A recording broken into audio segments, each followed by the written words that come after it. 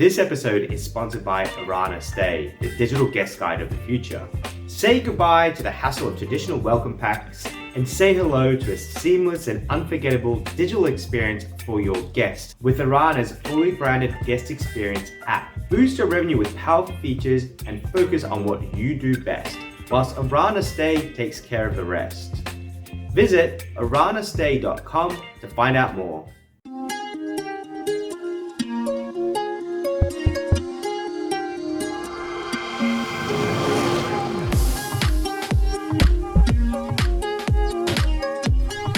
Okay, everybody, welcome back to another episode of the Accommodation Show. This week, I am joined by the incredible Paul Stevens from shorttermrentals.com. Welcome to the show. Thank you very much, Bart, for having me on the Accommodation Show. I'm very happy to be here. I'm really excited about it. I am very cognizant of the fact that you just woke up and I'm at the end of my day. That's why my hair is a little bit out of shape. But I really, I really appreciate you taking the time and to start off your day by talking to me. And for those of you that don't know, today's episode is all about the Shortyz Awards. They're coming up in roughly around about a week time to do your entries, and I believe the awards are happening in April in London. Probably got this wrong, but Paul's going to fill us in today. And what we're going to be talking about is a couple of things which are really relevant to everybody. We're going to be talking about what the awards are, why they were created. But we're not here to sell you on the awards. What I'm trying to do today is to teach everyone as to why awards are important, what they can do for your business, and why they're incredibly valuable in an industry which is nascent like our own. So, Paul, to start us off, can you just give us a little bit of your background and what you do in your day job? Yes, so thank you very much for having me on the podcast, Bart. Really happy to be here. I know I think we're 11 hours behind you where you are in Australia compared to us in the UK. So basically, I'm editor of a website called shorttermrentals.com. That's short-term rentals with a Z, for those who don't know. It's part of a wider media portfolio, belong to a group called International Hospitality Media, and we have these 4 different media brands, websites. Short-term rentals, which launched in 2018. We have boutique hotel news, service department news, and urban living news, which is the newest of our websites. And yes, I'm editor, as you say, so on the most part I'm writing news stories from literally anywhere in the world. That includes Australia and Europe and America, wherever the news is essentially. We're also doing various types of features as well, so ones that we're writing or Q&As.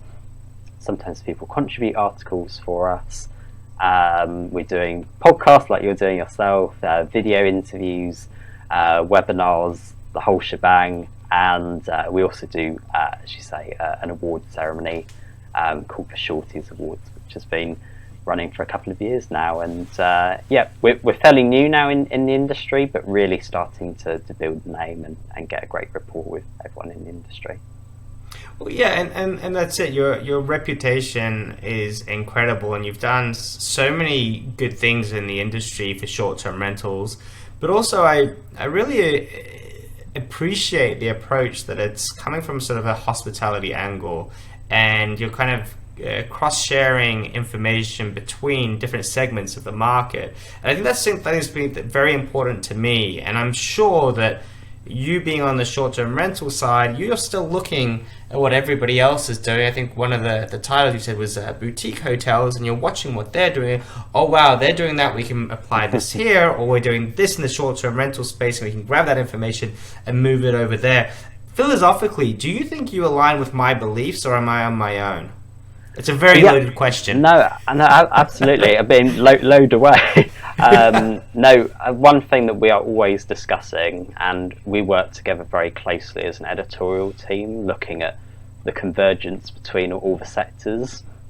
And it isn't also just something that's one way. It's not just short-term rentals moving closer to the hotel segment, whether that's in terms of sort of standardizing or professionalizing or design or booking processes. But the hotel groups, service department groups are looking at short-term rentals as a segment that's really developed and come to the fore, been very popular during the pandemic, and they're wanting to know more about our industry. They're launching branded residence brands.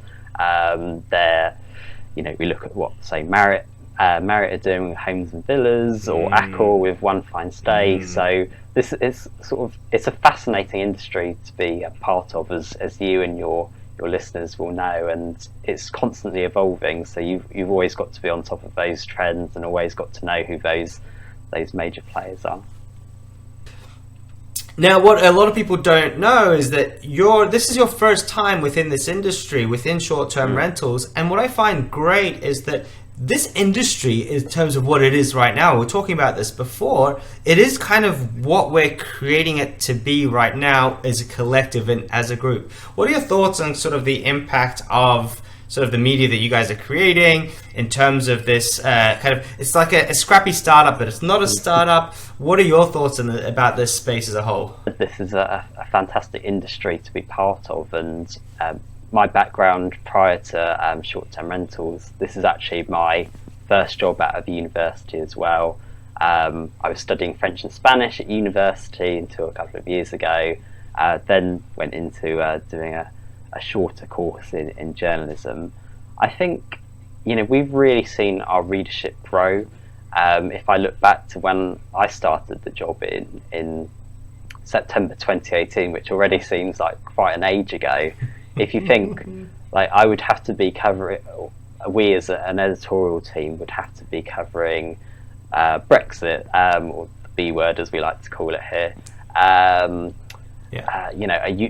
war in Europe, a COVID pandemic, all of these things, and we're having to cover a lot more maybe than we initially expected, and you're branching out into news stories which are relevant to everyone. Sometimes I think it's a bit hard to gauge just exactly the scope of a website with ours. We can see the numbers of how people are viewing our news stories, what's popular, but really it is hard to understand quite the impact that we can have with our news stories, or how like our awards, etc., giving people recognition to get their news out there, or give them the recognition that they weren't necessarily getting beforehand, or covering funding rounds. And this is I think we've really come into a segment which there are publications out there, but there wasn't like a media publication out there that was covering news from all over the world and in quite the same depth that we've done. So you'd maybe have to ask our readers exactly what the impact has been, but we want to support the whole industry. We want to be seen as advocates for its growth as well, and to be sustainable as well. And it's also a nice milestone for us to be invited onto podcasts like this. And just so that everyone knows, this podcast was hastily arranged over the weekend because the awards are coming up, and if anyone wants to get involved, now is the time. So let's get on to the Shortyz Awards. What are they? How do they work? And let's start off with that, and then we'll go into the following questions. So what are the awards, and how do they work? Yeah, so the awards, we launched them back in September 2019. So I was only a year into the job back then, and then we held, funnily enough, the awards the first time in March 2020. Quite a quiet month, I think we can say, for the whole world. But yes, we've been going for a couple of years now, and essentially these awards, we brand them as being like the gold standard awards for our industry. We realised that there probably wasn't anything, and maybe someone could say differently there, but there wasn't someone doing exactly what we were doing in terms of recognising the breadth of companies out there, from property managers to channel managers to rentalpreneurs. Even we've branched in the last couple of years into glamping and camping platforms, or RV mobile accommodation providers, etc. And these companies or individuals can be anywhere in the world. So we have 20 categories. There's no limit to the amount of categories that you can enter as well. It is completely free to enter on our awards platform. And we've hastily arranged this interview as well, because today, the date we're actually recording this on Monday, the 6th of March, this was our deadline for submitting entries, and we have actually now extended that deadline until Wednesday the 15th of March at 11:59 in the evening UK time. So there's still plenty of time to get entries in. Funnily enough, we've actually had a winner from Australia every single year we've done it so far as well. So the Aussies are dominating. Of course you have. Of course you have, Paul. The Aussies are dominating, so we're all here for it. Where we like to punch above our weight in the things that we specialize in, be it sports or whatever. We're quite a competitive bunch. We've noticed. Yeah. Yeah. So, look, I've always been interested in it because the companies that have won the awards in the past, I've spoken with the founders and I've spoken to the people that have entered, and they've said, oh, look, it's an invaluable thing to do. And I've had Annette Densham on, and she actually is someone that helps people enter these awards, and she talks about the value of awards. And there's two sides of it. One is you get the industry recognition, which I think is incredibly important because it gives you strength to build your business. It gives you strength to keep on doing what you're doing, and also to build relationships and partnerships and that sort of thing. And then there's the other side of it, which you get the financial sort of boost from it as well. So if you're raising money from investors, if you've got guests coming and they want to see that you've been recognized as well, there's just like a myriad of benefits from getting an award, especially if it's been judged correctly, especially if it's been recognized by the industry. And I think that's one of the nice things about the Shortyz. It kind of, in my view, kind of came out of nowhere, and it's really established itself as a very solid competition that you can enter, and with a lot of long tail benefit to it. Tell me a bit about the entry process, and then also the judging process.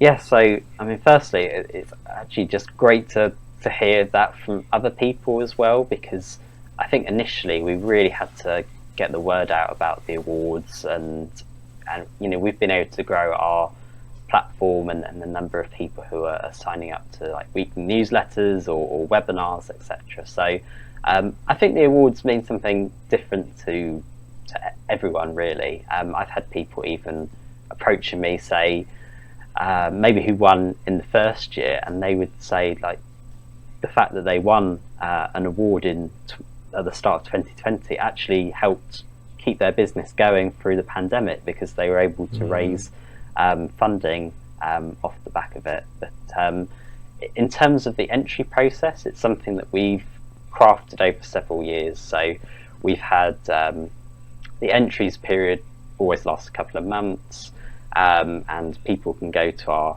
entries platform. I think this will probably be available in the notes afterwards. We have a page of criteria that personal information that people have got to fill out, and this would just be like what the company is, what category they're entering, etc. And there might be a few contacts, but nothing too serious. Then there's a page of criteria as well, and we've tried to make this process as efficient as possible, so people aren't having to fill out reams and reams of information. Basically now we've said bullet point key achievements and key things of how they are meeting the criteria that we've set out, and the better that people fulfill these criteria, and it is listed on our website, the more likely they are to progress to a final shortlist. The Categories are all judged, so that will take place. The judging will commence from mid-March after the entries period closes on the 15th of March. We've got around 20 judges from all different parts of the world, all different backgrounds and experience in the industry.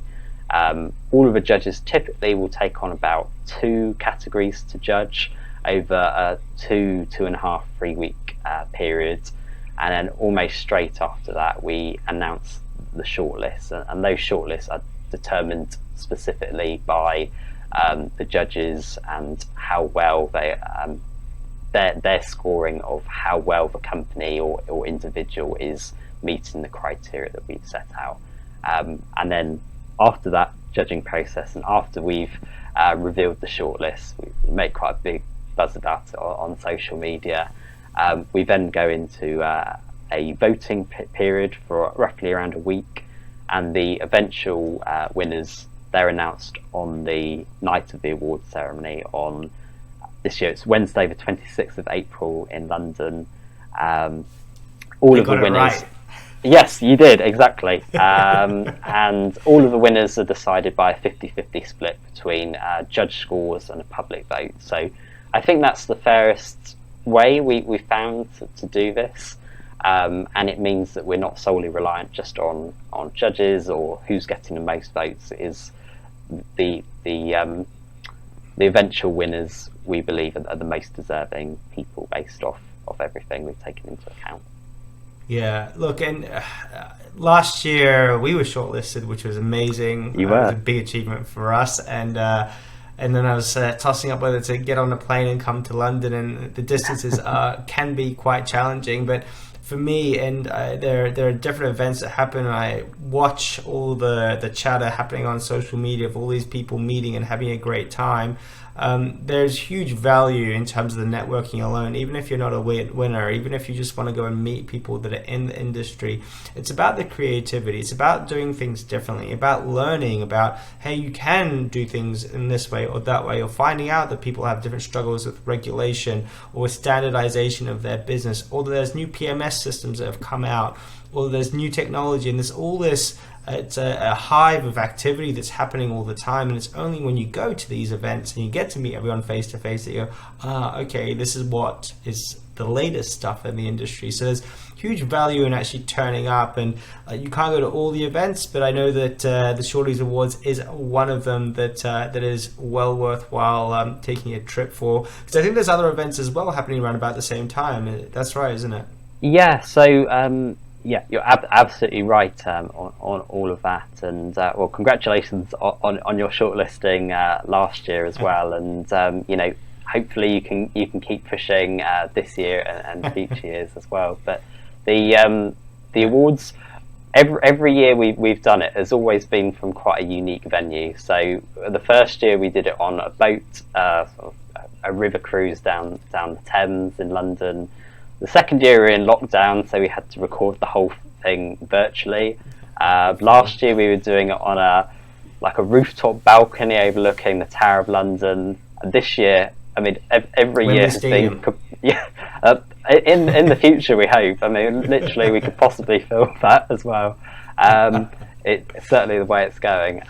This year we're doing it at the Orbit, which is this big sculpture, sort of twisty, big red structure that you might have seen if you were, if anyone here attended the London 2012 Olympics. It's literally right outside the Olympic Stadium there, and we'll be at the top with some incredible. I've been up there already. Incredible views overlooking London. There's also a slide which I believe is the longest tunnel slide in Europe. So, I mean, if that doesn't attract you, then nothing else will.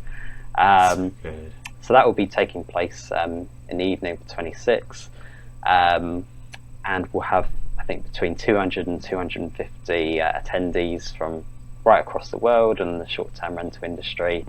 And then the day after there is the Short Stay Summit as well, which we are a media partner for. It's one of the biggest conferences in the world of short-term vacation rentals. That's taking place nearby at Old Billingsgate, and it's got some fantastic array of speakers as well. So we really want to reward companies who aren't necessarily getting that recognition already, educate the industry, and really celebrate everyone's achievements, and also get everyone together in one place. There's several events happening in Europe in May as well, so you don't necessarily have to make multiple journeys across from Australia or further afield. You can build a lot into one trip.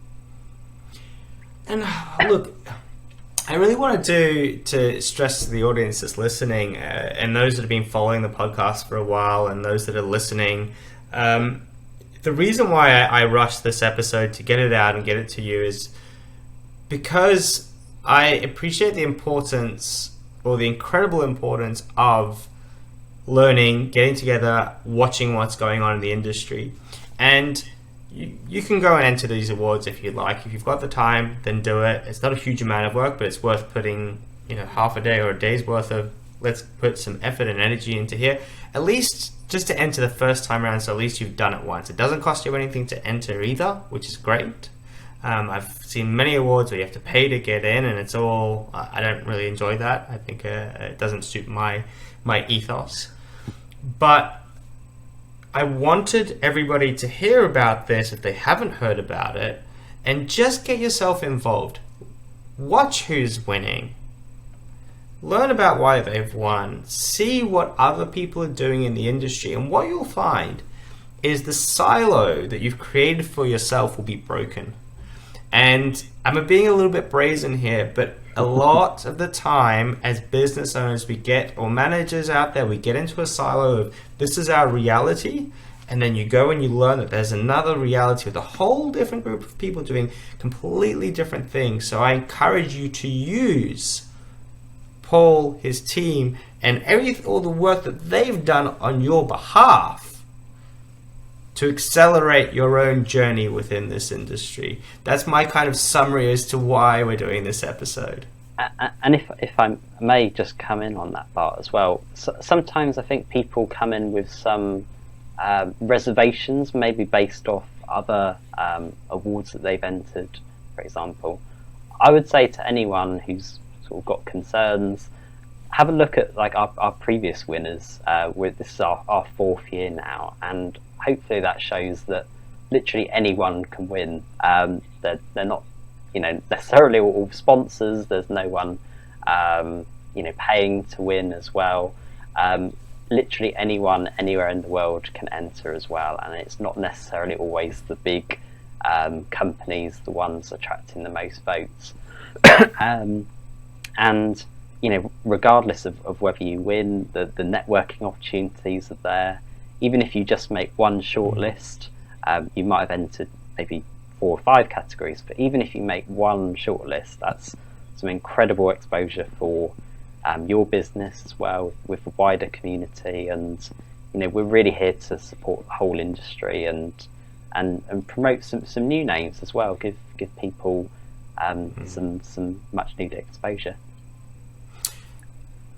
Folks, if you've never entered an award before, rewind to my episode with Annette Densham, and most people believe that they don't have anything to enter award, like they've got nothing to say about their business, they haven't done enough, and next year they'll have done enough. Rewind to that episode, have a look there. And this is a big tip, if you're still unsure, type into ChatGPT and say, how do I win an award? It will tell you how to win an award. I can either confirm or deny. There is a certain amount of strategy, but getting involved, what I'm saying is winning an award is great, for your ego and everything like that. Congratulations, right? Being recognized is fantastic. But those other opportunities of recognizing the success that you've had in a business, taking stock of where you're at, and going through this process can be incredibly valuable. And even if you don't win it, just those networks alone can accelerate things. They can make you feel better and feel more connected with like-minded people. On that, we're going to be wrapping up, Mr. Paul. We're going to put the links below. I think by the time this episode comes out, there'll only be a few days to enter, so make sure you do. But if you're watching this a year out, then make sure you keep an eye on it, put bookmarks in for the following year so you can jump in and you can participate. If you're in London, make sure you book yourself some tickets regardless. If you're not in London, then make sure you get yourself some plane tickets. They're incredibly expensive right now, Paul. Yeah, I'm aware of that as well. So fill it with several events if you can, and yeah. Pack some extra people in the luggage. Look up. Yeah. Thank you so much for coming on. I appreciate you. Good luck with everything, and have an awesome Monday. Have an awesome Monday. Yes, you got it. Yeah, flattered to be asked on the Accommodation show, Bart, and thank you for everything you're doing for the industry as well. And look forward to seeing hopefully you and many others at the awards and future opportunities as well. Thank you so much. Really appreciate you. Take care and have a good rest of the day. You too.